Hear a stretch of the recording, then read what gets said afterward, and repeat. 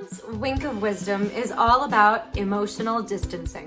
This one's really hard for me because if you know me, or if you don't, you might guess about me that I'm an emotional person. Emotionally present, emotionally available, maybe like too emotionally available sometimes. Something I'm learning in all aspects of my life, I need to actually create serious emotional boundaries with like most things.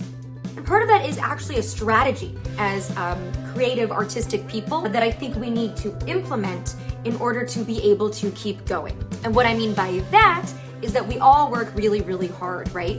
And we put ourselves out there constantly.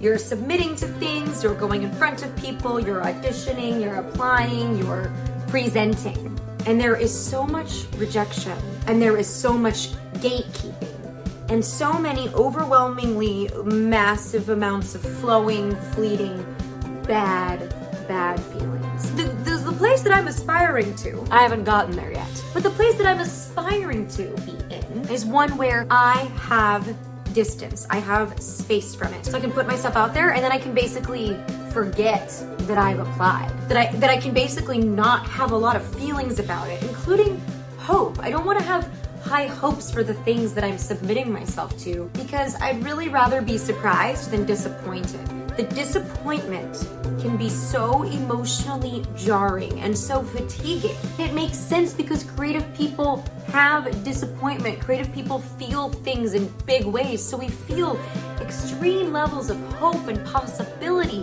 and that stuff gets dashed really quickly, you know? It gets taken from us. It gets to be a lot. And I think that the more we can separate ourselves from it, and in some ways separate ourselves from our work. I am not my job. I'm not my successes. I'm not the amount of money I make. I mean, obviously we need to make money, enough money to survive, which is more and more money that it feels like we need to make. Truly, that has very little to do with who I am as an artist. You know, being successful or being famous, it doesn't actually mean that your art is objectively good, because objectively good art isn't a thing. And therefore, that doesn't mean that if your art is not successful, that your art is objectively bad, right? Moreover, who actually cares? Who cares? It doesn't matter. No one cares. So if we're not our jobs and we're not the successes that we have or don't have, then what defines us? For me, it's relationships. How do you treat people in your life? How do you move through the world? How do you engage with others? Because at the end of the day, all of the awesome, successful things that could happen to you could also just as easily be taken away and then not be happening to you. You could get sick. The company you're with could totally go under.